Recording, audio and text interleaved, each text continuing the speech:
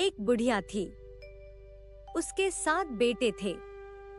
6 कमाने वाले थे जबकि एक बेटा निकम्मा था। बुढ़िया 6 बेटों की रसोई बनाती, भोजन कराती और उनसे जो कुछ जूठन बचती वह 7वें को दे देती। एक दिन वह पत्नी से बोला, देखो मेरी माँ को मुझ पर कितना प्रेम है। वह बोली, क्यों नहीं, सबका जूठा जो तुमको खिलाती है। वह बोला, ऐसा नहीं हो सकता। मैं जब तक आंखों से ना देख लूं मान नहीं सकता। बहू हंसकर बोली, देख लोगे तब तो मानोगे। कुछ दिन बाद त्योहार आया। घर में 7 प्रकार के भोजन और चूरमे के लड्डू बने। वह जांचने को सिर दुखने का बहाना कर पतला वस्त्र सर पर ओढ़े रसोई घर में सो गया। वह कपड़े में से सब देखता रहा। 6 भाई भोजन करने आए। उसने देखा माँ ने उनके लिए सुंदर आसन बिछाए, नाना प्रकार की रसोई परोसी और आग्रह करके उन्हें खाना खिलाया। वह देखता रहा। 6 भाई भोजन करके उठे तब माँ ने उनकी झूठी थालियां में से लड्डुओं के टुकड़े उठाकर एक लड्डू बनाया। जूठन साफ कर माँ ने उसे पुकारा। बेटा, 6 भाई भोजन कर गए, अब तू ही बाकी है। उठ, तू कब खाना खाएगा। वह कहने लगा, माँ मुझे भोजन नहीं करना, मैं अब परदेश जा रहा हूँ। माँ ने कहा, कल जाता हो तो आज चला जा। वह बोला, हाँ आज ही जा रहा हूँ। यह कहकर वह घर से निकल गया। चलते समय पत्नी की याद आ गई। वह गौशाला में कंडे थाप रही थी। वहां जाकर बोला, हम जावे परदेस आएंगे कुछ काल। तुम रहियो संतोष से धर्म आपनो पाल। वह बोली, जाओ पिया आनंद से हमारे सोच हटाए। राम भरोसे हम रहे, ईश्वर तुम्हें सहाय।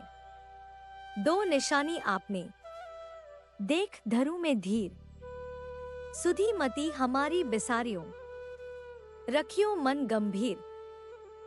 वह बोला, मेरे पास तो कुछ नहीं, यह अंगूठी है, यह ले और अपनी कुछ निशानी मुझे दे। वह बोली, मेरे पास क्या है, यह गोबर भरा हाथ है।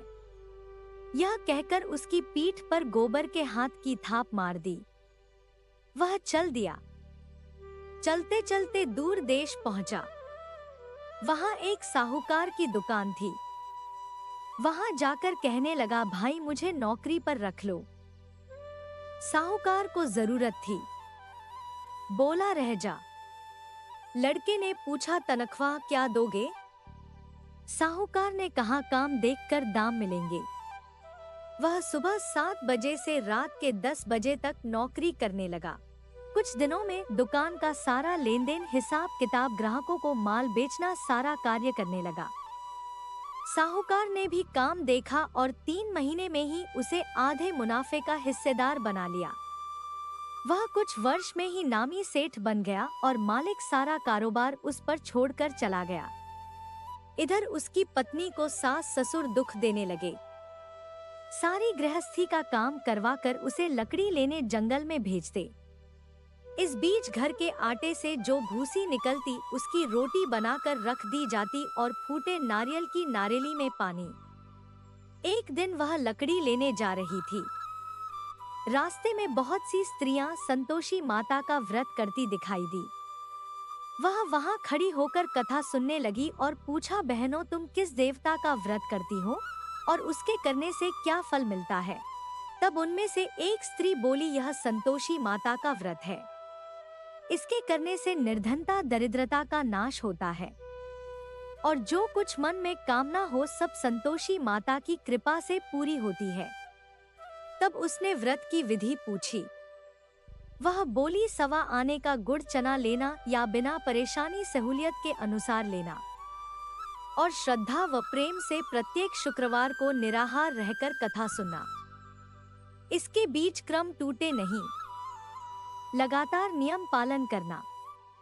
सुनने वाला कोई ना मिले तो घी का दीपक जला उसके आगे या जल के पात्र को सामने रखकर कथा कहना। कार्य सिद्ध हो जाने पर व्रत का उद्यापन करना। 3 मास में माता फल पूरा करती है। यदि किसी के ग्रह खोटे भी हो तो भी माता वर्ष भर में कार्य सिद्ध करती है। फल सिद्ध होने पर उद्यापन करना चाहिए, बीच में नहीं। उद्यापन में 2.5 सेर आटे का खाजा तथा इसी परिमाण से खीर तथा चने का साग करना। 8 लड़कों को भोजन कराना। जहां तक मिले देवर जेठ भाई बंधु के हो, ना मिले तो रिश्तेदार और पास पड़ोसियों को बुलाना। उन्हें भोजन करा यथाशक्ति दक्षिणा दे, माता का नियम पूरा करना। उस दिन घर में खटाई ना खाना। यह सुन बुढ़िया के लड़के की बहू चल दी। रास्ते में लकड़ी के बोझ को बेच दिया और उन पैसों से गुड़ चना लेकर आगे चली और सामने मंदिर देखकर पूछने लगी, यह मंदिर किसका है? सब कहने लगे, संतोषी माता का मंदिर है। यह सुनकर माता के मंदिर में जाकर चरणों में लेट गई। दीन हो विनती करने लगी, माँ मैं निपट अज्ञानी हूँ, व्रत के कुछ भी नियम नहीं जानती। मैं दुखी हूँ, हे माता जगत जननी मेरा दुख दूर कर। मैं तेरी शरण में हूँ, माता को दया आ गई। एक शुक्रवार बीता कि दूसरे को उसके पति का पत्र आया और तीसरे शुक्रवार को उसके पति का भेजा हुआ पैसा आ गया। यह देख जेठ जेठानी मुंह सिकोड़ने लगे। लड़के ताने देने लगे। काकी के पास पत्र आने लगे, रुपया आने लगा। अब तो काकी की खातिर बढ़ेगी। बेचारी सलता से कहती, भैया कागज आवे रुपया आवे, हम सबके लिए अच्छा है। ऐसा कहकर आंखों में आंसू भरकर संतोषी माता के मंदिर में आकर रोने लगती और कहती, हे माँ मैंने तुमसे पैसा कब मांगा है? मुझे पैसे से क्या काम है? मुझे अपने स्वामी के दर्शन करने हैं। वे कब आएंगे? माता को दया आई, कहा शीघ्र ही तुम्हारे पति लौट आएंगे।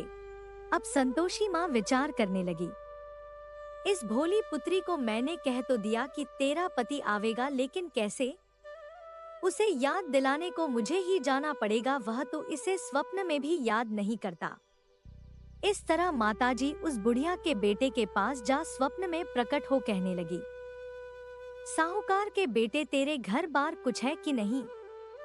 वह बोला, मेरे पास सब कुछ है। माँ बाप है, बहू है, क्या कमी है?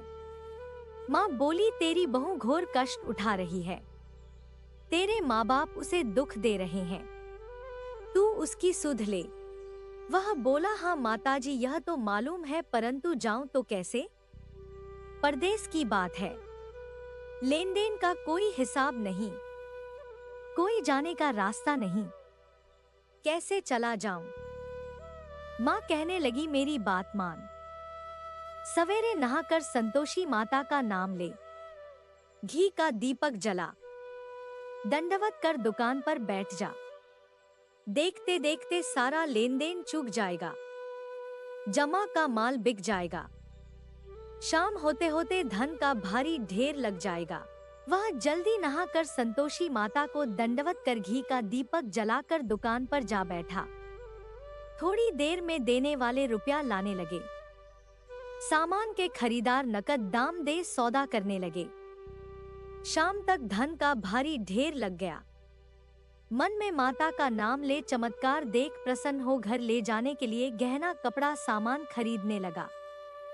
यहाँ काम से निपट तुरंत घर को रवाना हुआ। उधर उसकी पत्नी जंगल में लकड़ी लेने जाती है। लौटते वक्त माता जी के मंदिर में विश्राम करती है। धूल उड़ती देखकर माता से पूछती है, हे माता यह धूल कैसे उड़ रही है? माता कहती है, पुत्री तेरा पति आ रहा है। अब तू ऐसा कर लकड़ियों के 3 बोझ बना ले, एक नदी के किनारे रख और दूसरा मेरे मंदिर पर व तीसरा अपने सिर पर। तेरे पति को लकड़ियों का गट्ठर देख मोह पैदा होगा, वह यहाँ रुकेगा, नाश्ता पानी खाकर माँ से मिलने जाएगा। तब तू लकड़ियों का बोझ उठा कर जाना और चौक में गट्ठर डालकर जोर से आवाज लगाना, लो सासू जी लकड़ियों का गट्ठर लो, भूसी की रोटी दो, नारियल के खोपरे में पानी दो। आज मेहमान कौन आया है? माता की बात मान उसने प्रसन्न मन से लकड़ियों के 3 गट्ठर बनाए, एक नदी के किनारे पर और एक माताजी के मंदिर पर रखा। इतने में मुसाफिर आ पहुंचा। सूखी लकड़ी देख उसकी इच्छा उत्पन्न हुई कि हम यहीं पर विश्राम करें और भोजन बनाकर खा पीकर गांव जाए। इस तरह रुककर भोजन बना विश्राम करके गांव को गया। सबसे प्रेम से मिला। उसी समय सिर पर लकड़ी का गट्ठर लिए वह आती है।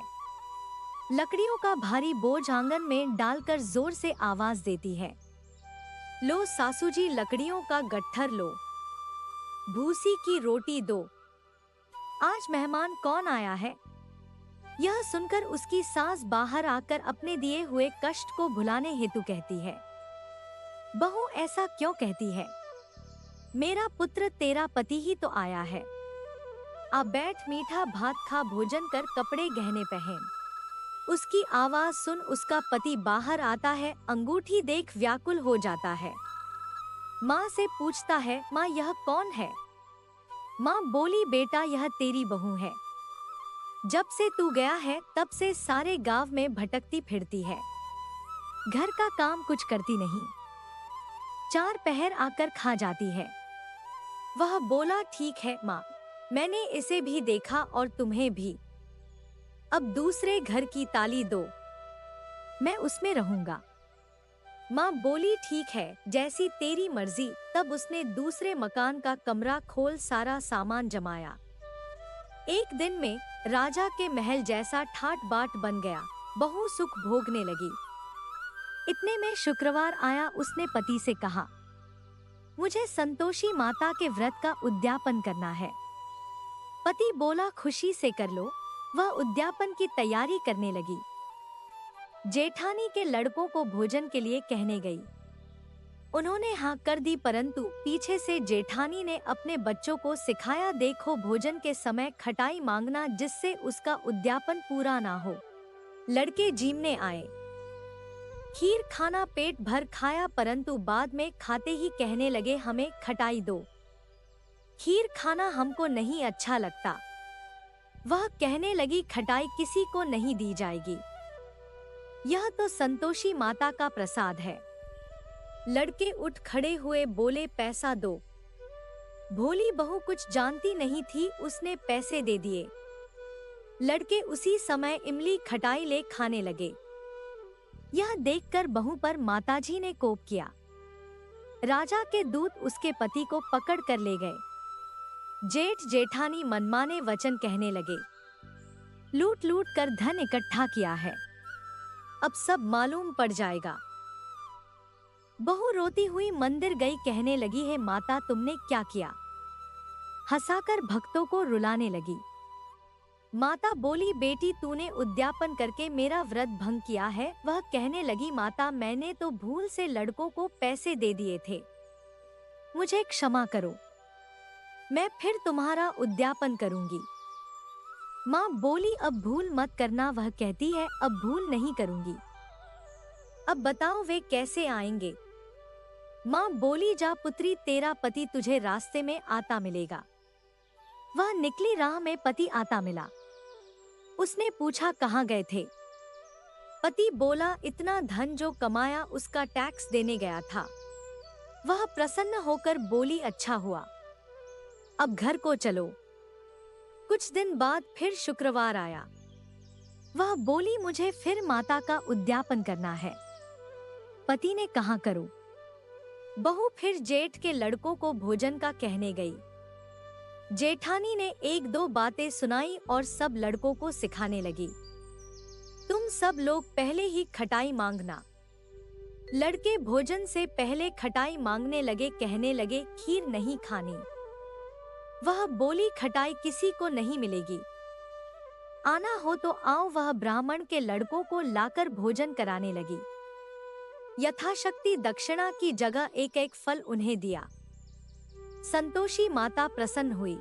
माता की कृपा से 9वें मास में उसे चंद्रमा के समान सुंदर पुत्र प्राप्त हुआ। पुत्र को पाकर प्रतिदिन माता जी के मंदिर को जाने लगी। माँ ने सोचा, यह रोज आती है, आज क्यों ना इसके घर चलूं। यह विचार कर माता ने भयानक रूप बनाया। गुड़ चने से सना मुख, ऊपर सून के समान होठ, उस पर मक्खियां भिन भिन कर रही थी। दहलीज पर पैर रखते ही उसकी सास चिल्लाई, देखो रे, कोई चुड़ैल चली आ रही है। लड़कों, इसे भगाओ नहीं तो किसी को खा जाएगी। लड़के भगाने लगे, चिल्लाकर खिड़की बंद करने लगे। बहू रोशनदान में से देख रही थी। प्रसन्नता से बोली, आज मेरी माता जी मेरे घर आई है। वह बच्चे को दूध पीने से हटाती है। इतने में सास का क्रोध फूट पड़ा। वह बोली, क्या उतावली हुई है? बच्चे को पटक दिया। इतने में माँ के प्रताप से लड़के ही लड़के नजर आने लगे।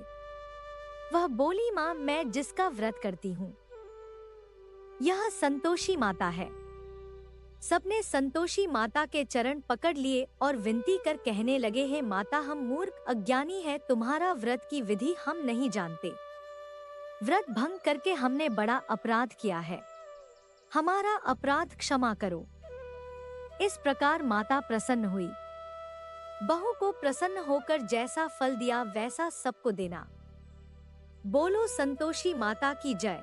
आपको यह वीडियो कैसा लगा कृपया कमेंट करके अवश्य बताएं। वीडियो को लाइक और शेयर करें और चैनल को सब्सक्राइब करें। धन्यवाद।